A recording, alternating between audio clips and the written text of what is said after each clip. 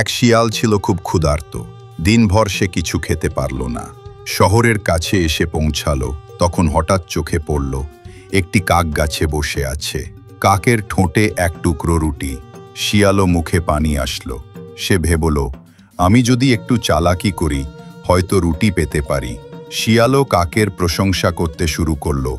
ভাই কাক, তুমি কত সুন্দর, তোমার ডানা কত সুন্দর, তুমি রাভিতে স্নান করো বা ঝিলামে, তোমার রং সবসময় ঝলমল করে, তুমি পাখিদের রাজা, তোমার গান কি মিষ্টি, বাঁশির চেয়েও মধুর, আমার হৃদয় তোমার গান শুনতে চায়, গান গাও আর সম্পদ বৃদ্ধি করো। কাক এত প্রশংসা শুনে গর্বিত হয়ে উঠল। সে আনন্দে ঠোঁট খুলল গান গাওয়ার জন্য। ঠিক সেই মুহূর্তে শিয়ালও চোখের ফাঁক দিয়ে রুটিটা ছিনিয়ে নিল। শিয়ালও খুব আগ্রহে রুটি খেতে শুরু করল। কাক চমকে দেখল, গর্ব আর প্রশংসার লোভে সে নিজেই শিকার হয়ে গেছে।